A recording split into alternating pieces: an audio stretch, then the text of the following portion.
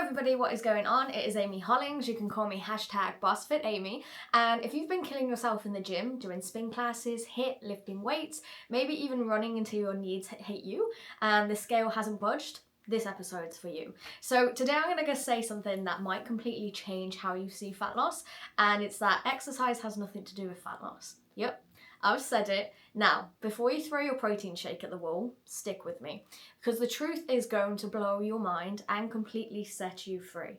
Okay? So let's start here. Most of us grew up believing that if you want to lose fat, you have to exercise more. That's what we're all sold.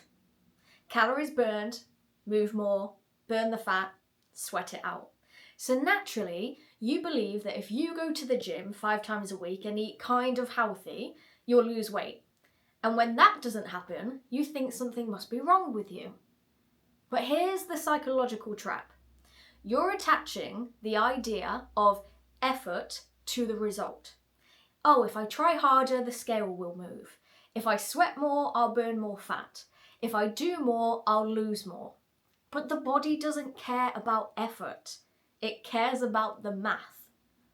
Now, the truth about fat loss, let me just give it to you straight here, is that fat loss only happens when you are in a calorie deficit. So that means you are eating less energy than your body needs to maintain its current weight. If you are not in a deficit, you will not lose fat. Now, it does not matter if you do 10 workouts a week. Doesn't matter if you've signed up for a boot camp. It doesn't even matter if you feel like you're doing everything right. Fat loss doesn't reward effort. It rewards consistency and a negative energy balance. Now, does exercise help? Sure, but not for the reasons you think. Exercise helps with things like health, strength, mobility, confidence, and it can support a calorie deficit, but it's never the cause of fat loss, ever. Now, you're probably thinking, well, why has exercise worked for me before then? So let's talk about something that might confuse you. Because you might be thinking, but wait, Amy, the last time I started working out, I lost weight. I wasn't tracking my calories. I didn't even change much in my diet. So let's just zoom it out a bit. When you start working out, your habits tend to improve across the board without you even realizing it. You might start eating out less, you might drink more water, you might stop snacking as much at night because you're tired, you might say no to the 3rd glass of wine, you might make better food choices because you don't want to undo your workout, and those little changes are what create the deficit, not the workout itself. But because you believed the gym session caused the fat loss, you become dependent on exercise for results. And when that progress stalls, even though you're still working out, you then feel defeated. You think your body is broken. You think maybe your hormones are messed up. But in reality, you're just no longer in a deficit. You're simply eating more again, often without noticing it. Now, here's where it gets really, really deep.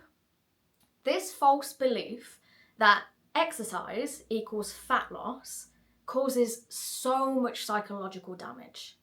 Because then women start punishing themselves with workouts.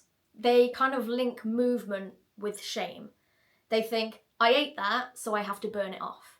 And suddenly exercise becomes a form of repentance and not self-respect. You lose the joy of moving your body. You stop listening to your hunger cues because you're constantly balancing things out. You stop trusting yourself, and then it chips away at your confidence over time. But when you understand the truth that exercise isn't the thing that makes you lose fat, but a tool for health and longevity, then you're free. Then you're free because you can move because you want to feel good, not because you're trying to undo a meal. You can rest without guilt. You can prioritize nutrition without obsessing over cardio. So here's the uncomfortable truth. To lose fat, you have to look at your nutrition. Specifically, you need to be in a calorie deficit. But most people avoid this. Why? Because it sounds boring. It sounds completely boring and it feels restrictive. It means maybe facing some uncomfortable habits. It means possibly taking some responsibility. Tracking calories, understanding your intake, and getting really honest about your habits is really hard, but it's the only path that works consistently. And the reason some women avoid it is because they're scared of failing. Because tracking gives you data, and data makes it really, really hard to lie to yourself. But here's the flip side. Data also gives you power. It shows that you're not broken. It gives you levers that you can pull. It teaches you what your body actually needs. So if you take one thing from today, let it be this. Fat loss is not about willpower. It's about awareness. And the moment you shift your mindset from burning calories to managing energy, you get back in the driver's seat. You're not a passenger anymore. You exercise because you love your body. You track because you respect your goals.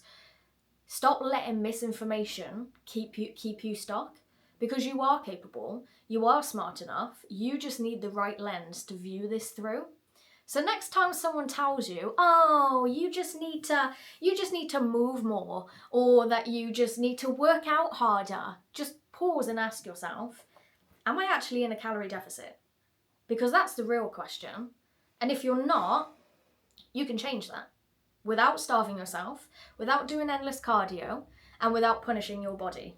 Fat loss is simple, not always easy, but it's simple.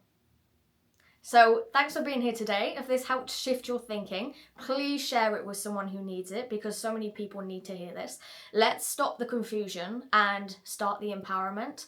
And remember, exercise because you can, not because you have to.